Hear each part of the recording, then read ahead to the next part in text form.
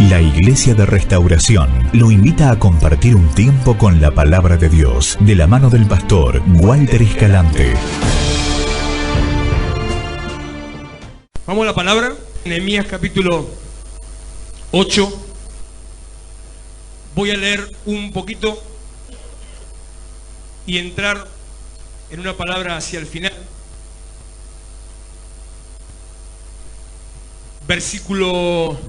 Voy a leer desde que empieza casi hasta versículo 15, sígame, para que entienda un poquito la situación de lo que se trata, lo que estamos hablando, lo que Dios está ministrando, aunque la palabra está centrada en uno de los últimos versículos nada más. 8:1. Nehemías: se juntó todo el pueblo como un solo hombre en la plaza que está delante de la puerta de las aguas, y dijeron a Esdras el escriba que trajese el libro de la ley de Moisés, la cual Jehová había dado a Israel. Y el sacerdote Esdras trajo la ley delante de la congregación, así de hombres como de mujeres y de todos los que podían entender, el primer día del mes séptimo. Grábese esa palabrita, entender. Y de todos los que podían entender. Se ve que hay gente que no puede entender.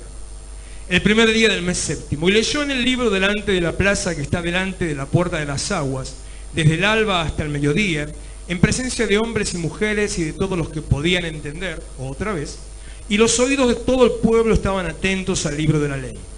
Y el escriba Esdras estaba sobre un púlpito de madera que habían hecho para ello, y junto a él estaban Matatías, Semanías, Urías, Hilcías, Maasías, a su mano derecha y a su mano izquierda Pedaías, Misael, Malquías, Azumas, Dabana, Zacarías y Mesulam. Mire si la Biblia hasta no le sirve para aprender dicción, mire. Hasta para trabalenguas sirve la Biblia.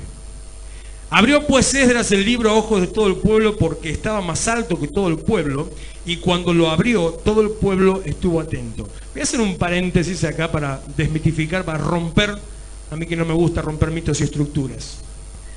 Abrió pues Esdras el libro a ojos de todo el pueblo, porque estaba más alto que todo el pueblo, y cuando lo abrió todo el pueblo estuvo atento. ¿Por qué estaba más alto que todo el pueblo, don Esdras? Porque estaba sobre un púlpito que habían construido en madera, para que él desde ese púlpito pueda leer la palabra. Entonces, ¿para qué era el púlpito? El púlpito era para que el que se ponga en él esté en una posición elevada para poder apreciar y que los demás lo vean, ¿sí? O sea, para que todos vean. Y dice, cuando agarró el libro vieron, porque estaba subido en el púlpito. Después lo sigue diciendo, creo que más abajo. Entonces, sacando mito, ¿a qué voy? El púlpito no es un lugar sagrado santo. No pasa nada especial, nada raro. Hay algunas personas que todavía, me pasó hace poquito, que no quieren subir acá y dicen, ay no, porque es santo. Sí, el altar es santo, todo es santo, la iglesia es santa. Pero si usted cree que acá es santo y ahí no, entonces ahí y acá se santifica, también tenemos un problema. Esto es simplemente un escenario de madera que costó su buen laburo hacerlo, y en la continuación también. No, laburo de trabajo, de esfuerzo. Y plata también costó. Ahí está. Nada más que eso, no tiene nada especial. Y el púlpito en sí, o a lo que nosotros llamamos púlpito o atril, una siembra, un hermano que nos ha bendecido, que Dios envió y que es una tremenda bendición, pero que no cae fuego del cielo si yo hago algo inapropiado o si yo no estoy correctamente de acuerdo a lo que Dios determina. ¿Me entiende lo que quiero decir? Esto no me hace más que usted, a ver si ahí lo entendió más claro. Y estoy más alto porque si no, no me vende el fondo. Nada más. Y tendría que estar más, pero tenemos un problema de altura acá. Si estamos más y ahora hace calor, sabe lo que sería más alto, ¿no? Seguimos con esto. Era para que sepa nada más que el púlpito no es más santo que otra cosa, sino que todo esto es la casa de Dios, y en todo se debe manifestar y respetar la santidad de Dios en todo lugar, desde el fondo hasta aquí. ¿Dónde me quedé? Verso 4, 5. Abrió pues Esdras el libro a los ojos de todo el pueblo, porque estaba más alto que todo el pueblo, y cuando lo abrió todo el pueblo estuvo atento. Bendijo entonces Esdras a Jehová, Dios grande, y todo el pueblo respondió, amén, amén, alzando sus manos, y se humillaron y adoraron a Jehová inclinados a tierra. Y los levitas Jesúa, Bani, Serebías, Jamina, Cub, Sabetai, Odías, Maasías, Kelita, Azarías, Josabet, Anán y Pelaía. por favor, cuando tenga que poner el nombre a un hijo, no pase por estos libros, ¿no? Hacían entender al pueblo la ley y el pueblo estaba atento en su lugar. Y leían en el libro de la ley de Dios claramente y ponían el sentido de modo que entendiesen la lectura. Y Nehemías el gobernador y el sacerdote Esdras escriba y los levitas que hacían entender al pueblo dijeron a todo el pueblo: día santo es a Jehová nuestro Dios, no os entristezcáis ni lloréis, porque todo el pueblo lloraba oyendo las palabras de la ley. Luego les dijo: id, comed grosuras y bebed vino dulce y enviad porciones a los que no tienen nada preparado, porque día santo es a nuestro Señor, no os entristezcáis, porque el gozo de Jehová es vuestra fuerza. Los levitas pues hacían callar a todo el pueblo diciendo: callad, porque es día santo y no os entristezcáis. Y todo el pueblo se fue a comer y a beber y a obsequiar porciones y a gozar de grande alegría, porque habían entendido las palabras que les habían enseñado. Si usted tuviera que hacer un trabajo de semántica, entonces yo le digo: ¿qué palabra en común encuentran a lo largo de todo este capítulo que les leí, o medio capítulo? Entender. Constantemente está hablando de que el pueblo estaba atento para entender la palabra que se le hizo entender, y que los escribas y los levitas le iban a hacer entender, y que todo el pueblo cuando entendió, y a lo largo de varios versículos hay una línea en común: entender. Por lo cual yo infiero de esto, y es lo que quiero que usted entienda, que Dios pone un especial interés en que nosotros entiendan, parece japonés ya, entienda ya. En que nosotros entendamos, ¿qué cosa? ¿Qué más? La palabra, ¿qué más? Para que entienda la palabra, el capítulo habla de entender la palabra, pero ¿qué otra cosa querrá Dios que usted entienda? Que Él es Dios espectacular. ¿Qué otra cosa quiere Dios que usted entienda? Gracias, el propósito para el cual fuimos llamados. ¿Qué otra cosa quiere Dios que usted entienda? Hay 1000 que me puede decir, no estoy buscando una respuesta, hay 1000 cosas que me puede decir, y seguro que todas van a ser correctas. Cierro con esta última que le digo. Dios quiere que entienda que al que cree, todo le es posible. La situación real que estaba viviendo el pueblo en época de Nehemías, sin contarle toda la historia, yo le voy a decir esto. El pueblo estaba desconocido de la ley de Dios, desconocido del servicio a Dios. El pueblo estaba alejado de Dios. Habían pasado 70 años donde el pueblo vivía en esclavitud. Ya la ciudad estaba destruida, el templo no existía. De eso habla todo el libro de Nehemías, el libro de Esdras y el libro de Ageo y Zacarías más adelante. Hablan de todo lo que se llama la reconstrucción de una ciudad que estaba en ruinas, porque el pueblo había caído en pecado, se había alejado de Dios. Entonces Dios envió un pueblo que los llevó esclavos y desapareció Dios de medio de ese pueblo y el pueblo en medio de Dios. Estamos a la vuelta, estamos volviendo otra vez, estamos restaurando desde esa situación, y aparece Esdras y aparece Nehemías, que son dos de las personas que Dios preparó, capacitó para empezar a guiar a su pueblo. Así que el pueblo estaba totalmente desentendido. Por lo tanto, era importante que le dedicaran tiempo.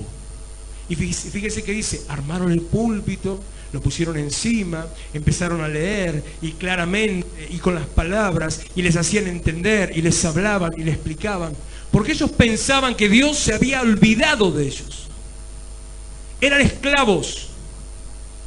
Y muchos de nosotros, habiendo conocido al Señor, seguimos, como dice el apóstol Pablo, esclavo, preso en nuestros delitos y pecados. ¿Qué quiere decir? Conocemos al Señor, tenemos un cambio de vida, o aparente cambio de vida, pero hay situaciones que nos atan, situaciones que nos envuelven, que nos hacen permanecer atados, cosas que no nos dejan sentirnos libres, cosas que no nos dejan avanzar, piedras, cargas, ataduras, pesos, los pesos que yo veía en esta noche sobre los lomos, la angustia de los corazones en los lomos, que uno dice: bueno, soy cristiano, voy a la iglesia, estoy bien. Y decir estás bien para no decir la verdad. Como cuando dice: ¿cómo está? Bien, ¿o querés que te cuente? ¿Cuántos hay que a veces hasta en chiste dicen eso? O para hacer una gracia. Pero la realidad es, y lo que Dios también quiere que vos entiendas, es que si no estás bien, hay algo que no estás haciendo bien. Y que si no estás bien, Puede ser una situación temporal, puede ser una situación pasajera, puede ser una situación que Dios permita para que aprendas, para que crezcas, para que trabajes, para que te esfuerces, pero que no es la condición que Dios quiere para tu vida, para que siempre estés bajo ese yugo, bajo ese peso, bajo esa angustia, bajo eso que te hace doblar la cabeza, bajar los ojos, mirar al piso. Y el diablo, saben que a mí mucho no me gusta hablar del diablo, no me interesa hablar del diablo, porque creo, hablando de entendimiento, creo que somos más peligrosos nosotros no creyendo en Dios que lo que el diablo pueda hacer. ¿Me entiende? Creo que es peor que yo no le dé a Dios el lugar y la importancia en mi vida que el poder que el diablo pueda tener sobre mi vida. Y que muchos de los problemas que nos suceden, el diablo no tiene nada que ver. Pero nada que ver. Lo que pasa es que se cumple el dicho, hazte fama y échate a dormir. Somos nosotros mismos. ¿En qué? No creyendo, no entendiendo el propósito de Dios para mi vida, no entendiendo que Él es Dios, no entendiendo las verdades tremendas que Él dejó en la palabra, o como cuando les hago declarar que les voy a contar un secreto hoy. ¿Por qué no lo hago siempre, sino que lo hago periódicamente? Cuando yo les hago, levanten la Biblia, les hago levantar la Biblia, levanten. O todo lo que se parezca a una Biblia, bueno. Y les digo, yo soy, repitan, yo soy lo que esta palabra dice que soy. Yo tengo lo que esta palabra dice que tengo. Y alcanzo lo que esta palabra dice que alcanzo. En el nombre de Jesús. Amén. Me gusta cuando se comparte en Biblia para decir esto. Entonces yo soy la mitad de lo que dice, la otra mitad del que me la está prestando. ¿Sabe por qué no lo hago siempre? Capaz que usted piensa porque me olvido, porque... No lo hago siempre para que no se les haga la costumbre y se lo tomen como simplemente algo más para decir, como si fuera un rezo, como si fuera, bueno, ahora llega el momento de hacer eso. No.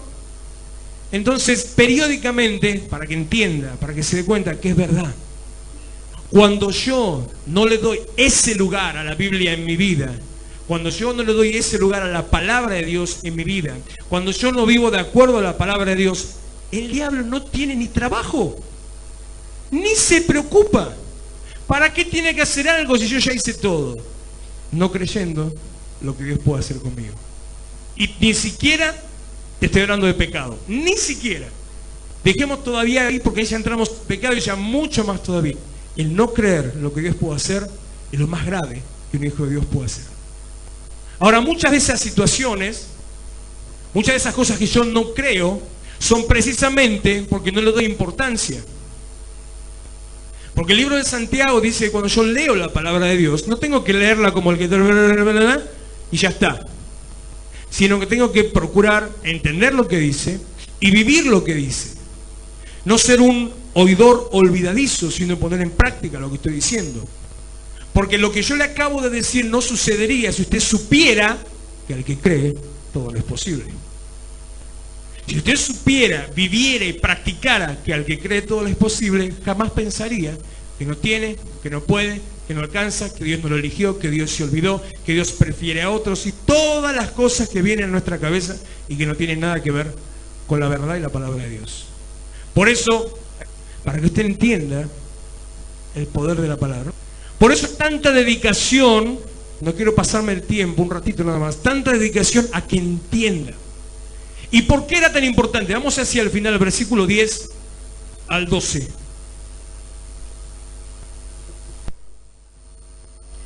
Id, comed grosuras, bebed vino dulce, enviad porciones a los que no tienen nada preparado. Fíjese lo que es la sabiduría de Dios, si usted no se da cuenta, yo ahora se lo explico.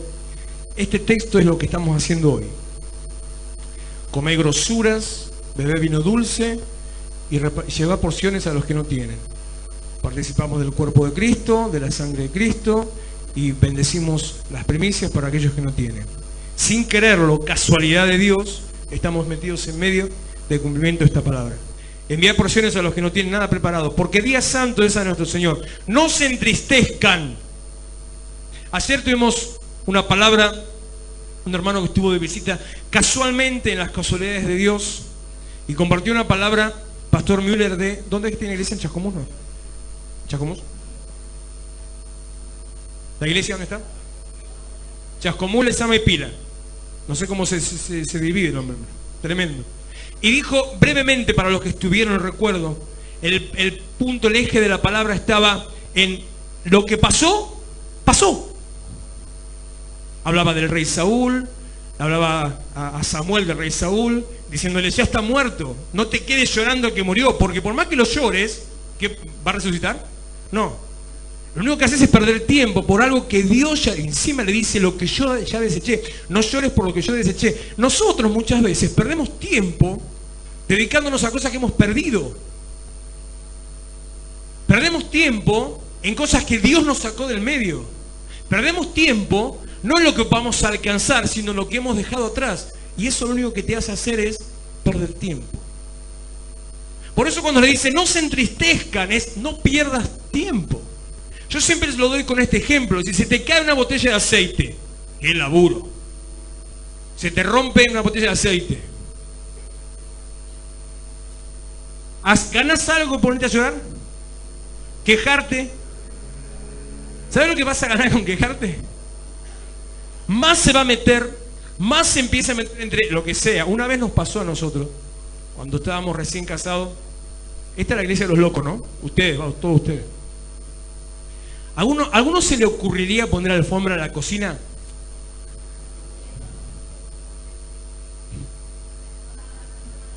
Not me. Mira, no escuchó, menos mal que no escuchó. Justo. Bueno, y en aquella época, te estoy hablando año 87, 88, las botellas de aceite todavía eran de vidrio. Bueno, imagínense una botella de 1,5 litros de vidrio de aceite romperse en la alfombra. Nunca más salió. De por vida quedó ahí todo el manchón de aceite, de por vida. Y el laburo limpiarlo para que uno no se matara al pasar por eso. ¿Ganás algo con lamentarte? No. Tenés que avanzar, mirar hacia adelante. Dejar atrás, mirar hacia adelante. Por eso, no se entristezcan. Y el versículo 9 dice encima, no lloren, sino alcancen, avancen, porque Dios quiere hacer algo. Dios tiene algo especial. No se entristezcan, no se lamenten, no lloren, porque, estoy haciendo un resumen. Señor, los levitas pues hacían, no os entristezcáis porque el gozo de Jehová es vuestra fuerza. ¿Cuántas veces escuchó ese texto? ¿Cuántos tienen más de 10 años en la iglesia que escucharon ese versículo? No se entristezcan porque el gozo del Señor es tu fuerza. Entonces yo de eso pienso que, bueno, yo no me tengo que entristecer, sino que tengo que buscar el gozo que Dios me da, porque ahí voy a alcanzar la fuerza que necesito. ¿Sí? ¿Es así como lo vemos? ¿O no? ¿O estoy loco? Aparte.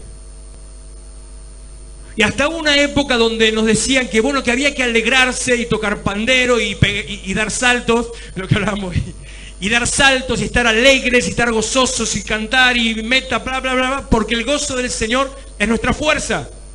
Entonces, en el gozo somos fortalecidos. Y había un corito muy feo, así que no me acusen, muy feo, que decía: el gozo del Señor mi fortaleza es. Mira, él lo sabe, mira. El gozo del Señor mi fortaleza es. A otra más, mira. Van saliendo de a poquito, se van animando a mostrar la cédula, ¿viste? El gozo del Señor mi fortaleza es. ¿Cómo termina? Las letras eran súper espectaculares, impresionante. El gozo del Señor mi fuerza es. Increíble la letra. Entonces tenés que estar contento, tenés que estar alegre, porque si te gozás con Dios, entonces sos fortalecido. Error. Y ese error es el que quiero sacar en los 10 minutos que me restan y hacerte entender algo nuevo de la palabra de Dios para tu vida. No se entristezcan, no lloren, no se lamenten, porque el gozo del Señor... ¿Qué es ese ruido que hay por ahí? ¿Una alarma? El gozo del Señor, no el mío, del Señor, es mi fuerza. En realidad no es fuerza, sino lo que dice original es fortaleza. Y fortaleza no la dice en el sentido que nosotros lo entendemos. No está hablando de mi fortaleza que me hace...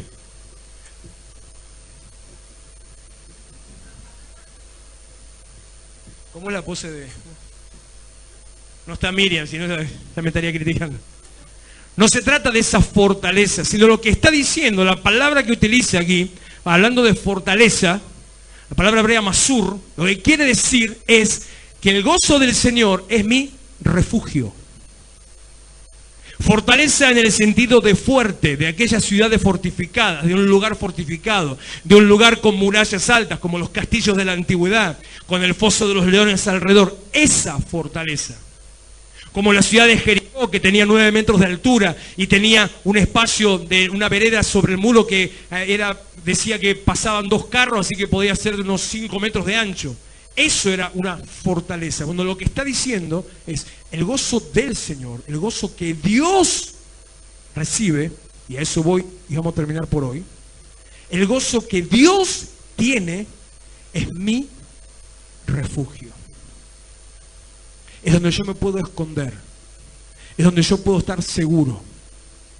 La manera de alcanzar seguridad en Dios no es con plata, no es teniendo la cobertura de un ministerio, qué loco, no es diezmando, no es estando todos los días en la iglesia. La manera de alcanzar seguridad en Dios es que Dios se goce. Al revés de lo que uno podría entender. Si yo consigo que Dios se goce conmigo, entonces estoy seguro en Dios. Tendría que entrar acá, bueno, pero tendría que ser después de las 10 para hacer horario de protección al menor. Así que no, esta parte la voy a obviar. Tendría que explicarle ya sé, a los matrimonios se los voy a explicar, el 25. Tendría que hacerles entender, ver un poco más desde el punto de vista de Dios, lo que quiere decir, te la perdiste, lo que quiere decir en completo que la seguridad, mi seguridad en Dios viene de que Dios se goce conmigo. Pero se las dejo picando. Y si tienen curiosidad, entonces tiene que venir y los solteros lo lamento. Se la perdieron, no, búsquense novio rápido. Ahí ya lo podemos arreglar para la próxima. Ahora bien, cuando dice... No, bueno, te vas a casar, ¿no? Ok. Cuando dice el gozo de Dios, quiero explicar esto y terminamos, porque vamos a participar de la cena del Señor para no ser más tarde. La Biblia habla de un montón de ocasiones en las que Dios se goza. Da un montón de ejemplos en los que Dios se goza. Por ejemplo, dice que... Bueno, ese es el versículo que tenía que decirle, que no se lo puedo decir porque es para los matrimonios. Pero si lo dice la Biblia lo puedo decir, ¿no? Dice, como se goza el esposo con la esposa, se goza Jehová con los que le temen. Ya ahí les di la punta de cómo venía el tema por ese lado, pero déjenla por ahí nomás. Cosas profundas que Dios tiene y que a veces nosotros por una mente pacata, como se decía antes, por una falsa moral, no nos animamos a hablar o a no entender, pero es mucho, mucho más profundo todavía. Lo que quiere, Salmo 16, versículo 11, dice, en tu presencia hay plenitud de gozo. Hay un montón de ocasiones en las que Dios habla de gozo. Pero la palabra específica que utiliza en este texto de Nehemías 8:10, el gozo del Señor, es mi fortaleza. Es una palabra que no quiere decir alegría. No quiere decir que Dios se pone contento, feliz, que Dios está re happy y se pone a bailar. No quiere decir que anda de pandero, revoleando mantos, no anda remolineando. Sino dice la misma palabra que dijo cuando hablando de Jesús, el Señor dice, este es mi Hijo amado, a él oí. ¿Y dónde dijo gozo ahí? No dijo gozo. Y dice a continuación, estoy muy complacido con él. La palabra gozo de Nehemías 8:10 quiere decir que cuando yo hago algo que agrada a Dios, cuando yo hago que Dios se ponga contento conmigo, cuando yo hago que Dios se sienta Él como así, este es mi hijo, eso hace que Él sea mi seguridad. Cuando yo hago algo de tal manera que Dios se agrada de mí, eso me da seguridad. La Biblia habla de tres cosas en las cuales yo puedo agradar a Dios. Una, por ejemplo, es la fe. Dice que sin fe es imposible agradar a Dios. Así que tengo que tener fe para agradar a Dios. Pero con la fe no alcanza. La Biblia dice, el versículo que más o menos recité recién de Jesús, que es con la obediencia que yo agrado a Dios. Porque Dios, hablando de Jesús, dijo, este es mi hijo amado, estoy muy complacido con él, a él escuchen. Y estaba hablando de Jesús obediente, porque dice el libro de Filipenses que se hizo obediente hasta la muerte y muerte de cruz. Dice que a través de la obediencia Jesús, a través de la aflicción Jesús aprendió obediencia. Dice, y podríamos irnos por las ramas acá, cosas que no voy a hacer, pero se las voy a dejar más o menos por si alguno quiere dar algo ahí, a unas cositas sueltas. Dice que Jesús supo tomar su lugar, que Jesús supo quién era Él, y que Jesús no buscó su propio beneficio, sino el cumplir la voluntad de Dios. Padre, si puede ser, pasa de mí esta copa, pero no sea como yo quiero, sino como vos querés. Sea hecha tu voluntad. Entonces la obediencia agrada a Dios. La fe agrada a Dios. ¿Y qué es lo último que agrada a Dios? Y que entre las tres hacemos que Dios se goce. Los levitas pues hacían callar a todo el pueblo diciendo, callad porque es día santo y no os entristezcáis. Y todo el pueblo se fue a comer y a beber y a obsequiar porciones y a gozar de grande alegría, porque habían entendido las palabras que se les había hablado. La manera de agradar a Dios, ay, qué drama que tenemos acá, es más fácil tener fe. Es más fácil ser obediente. Es más fácil entender el propósito de Dios para mi vida. Es más fácil dejar de creer o de tener miedo al diablo. Es más fácil todo que esto. La manera de agradar a Dios es vivir de acuerdo a su palabra. Buscar su palabra, entender su palabra, seguir y vivir su palabra. Por eso le decía, no se entristezcan. ¿Por qué? Porque durante los últimos 70 años ni sabían que existía la palabra y ahora se estaban dando cuenta. De golpe les cayó la ficha y les agarró el bajón. No lloren, no pueden solucionar nada, ya está, vamos a hacerlo ahora. Por eso Esdras y los levitas y los escribas y los fulanos y todos los nombres raros, los cosos eso ahí, se esforzaban en hacerle entender. Y yo creo que lo puedo entender, ¿no? Cuando te esforzás en hacer que otro entienda la palabra. A veces entiendo lo que es el parto, mirá. Lo difícil que es poder hacer leer la palabra. Le voy a contar otra intimidad. Ya. Yo me tomo el laburo todas las mañanas durante 2 horas aproximadamente, ahora que lo pude acomodar, de mandar un promedio de 200 mensajes todos los días con la lectura bíblica, que te puedes seguir por Facebook o por la página web de la iglesia o por un montón de otros medios también, para que siga la lectura del día, para que le sea de bendición y edificación. Eso no es una intimidad, eso es verdad, eso ya lo sabe, ¿no? Ahora le voy a contar la parte que no sabe. Y yo sé, cuando termino o cuando estoy mandando, que ni el 10% no lo hacen. Yo sé que lo dejan ahí de matándose risa. Yo sé que algunos ni siquiera abren el mensaje porque ya saben lo que dice. Porque algunos me lo dicen. Yo lo sé. No importa, lo voy a seguir haciendo igual. Porque ese plan que Dios nos dio, que sé que es algo, se hace difícil, sé que hay que poner esfuerzo, que son casi 5 o 6 capítulos por día. Yo lo sé que al principio cuesta horrores, lo sé.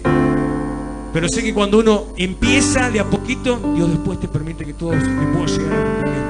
Y sé que lo que te va a dar vida es la palabra de Dios. Y sé que lo que te va a sacar de los problemas es la palabra de Dios. Sé que lo que te va a liberar de los demonios es la palabra de Dios. Sé que lo que te va a dar entendimiento es la palabra de Dios. Ustedes, si pasan al frente, verán que a mí lo que menos me importa es que la gente se caiga. Bendigo a los que están trabajando porque ahora, gracias a Dios, ya no tenemos ningún accidente. Estamos ordenados, trabajando, y si alguno se cae en el momento de la oración, hay quien lo tenga. Hace un tiempo no. Una vez uno se pegó un porrazo acá que... tremendo. Pero me habrán visto más de una vez. O hacerle un gesto diciéndole, no se preocupen, o agarrar a la persona para evitar. Porque caerte al suelo, te lo digo con todo mi amor, no te cambia la vida.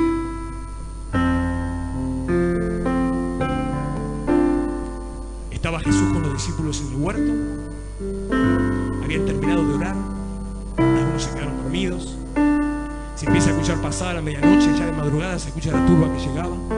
Estaban los soldados, estaban algunos sacerdotes, el siervo de los sacerdotes. Venía Judas ahí adelante. Se acerca, Judas va, le da el abrazo, el famoso beso de traición. Y Jesús le dice, un beso, saludos al Hijo del Hombre. Entonces los otros le dicen, le preguntan a quién buscáis, a Jesús Nazareno. Entonces Jesús dijo la palabra que puede cambiar el destino de la historia. Esto es para otra prédica, porque es mucho. Yo soy. Y en cuanto Jesús dijo, yo soy, la manifestación del poder de Dios, eso significa.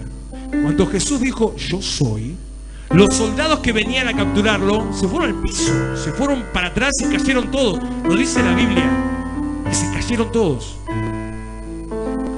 Cuando reaccionaron se levantaron. ¿Y sabe qué hicieron? Se lo llevaron preso. Así que no hay mucho cambio de vida. Yo no me desespero porque te caiga, porque estén llorando, porque estén a los saltos, porque se pongan a dar vuelta, porque nada, me da lo mismo. Pero la palabra de Dios es lo que te va a cambiar tu realidad. La palabra de Dios es lo que va a cambiar tu vida y el destino de tu vida. La palabra de Dios es lo que te va a dar sustancia, te va a decir quién sos, te va a hacer entender quién sos. La palabra de Dios te va a dar dirección, y la palabra de Dios te alimenta, y la palabra de Dios es Jesucristo mismo. Por eso Dios se goza y Dios se agrada cuando el pueblo entendía las palabras que les estaban hablando. Porque sabían, no importa lo que pasó. Ellos querían llorar por lo pasado. Déjate hinchar, viejo. No, pero me equivoqué, fallé, fracasé. Sí, ya, ok. Ya está. Ahora entendiste. Parece que hablamos. Ahora entendiste. Si entendiste, mañana no vas a volver a hacer lo mismo. Mañana vas a hacer lo que la palabra de Dios dice. Entonces ahí decía, cuando Dios se agrada de mí, ese es mi refugio. Eso quiere decir, el gozo del Señor es mi fortaleza. Mi seguridad está, vamos a completar. Mi seguridad está en que Dios se agrade de mí. Mi seguridad está en que Dios me mire contento. En que yo diga, mira, mira, como le hizo a Satanás. No quiero empezar a hablar de Job porque no nos vamos más. Mira, mira, ese es mi hijo, ese es mi hijo, ese es mi hijo. No es que sea mi hijo, ¿viste? Pero ese es hombre temeroso de Dios, como no hay otro como él sobre toda la tierra. Cuando vos lees Job y lo escuchás a Dios hablando así, Dios está hablando como el papá baboso con un hijo. Ni más, el que dice, no es que sea mi hijo, ¿viste? Pero no sé, es inteligente, que todos los pibes son inteligentes. Hola. Ahora toda la generación, a los 2 años ya caminan, hablan, ya te hacen todo, ya increíble. Ay no, pero ya todo lo hacen, son marcianitos en miniatura, ya. Hoy escuché en un estudio real, clínico, donde explicaban que hasta el desarrollo biológico del cuerpo se retrocedió 2 años. Ya no solamente la mente, biológicamente, hoy los varones desarrollan a partir de los 9 años. Se considera clínicamente a las nenas que a partir de los 11 ya no se les da una vacuna que es para aquellas que todavía no menstruen, de los 10 años, porque ya pueden tener su cuerpo maduro a los 10 años. Es una locura, pero es la realidad. Así que todo eso está cambiando. Pero Dios habla y dice, es mi hijo. Qué loco que Dios diga de vos, loco, pará, es mi hijo. No es que sea mi hijo, pero es mi hijo. Cuando Dios se agrada de nosotros, hay seguridad para tus caminos, hay seguridad para tu vida, hay provisión para tus necesidades, hay sanidad para tu cuerpo, hay restauración, hay milagro y poder porque Dios derrama sobre vos, Dios abre los cielos sobre tu vida y Dios te bendice. Vamos a ponernos de pie, Martín, por favor. Vamos a ministrar con la cena. Y luego de la cena, a medida que al participar, vamos a pasar todos al frente a terminar adorando al Señor.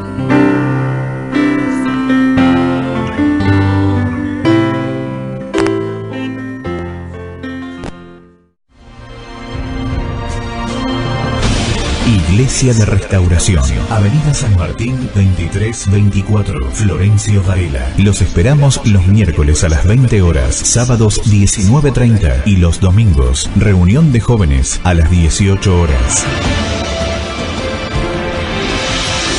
Vení a encontrarte con tus sueños.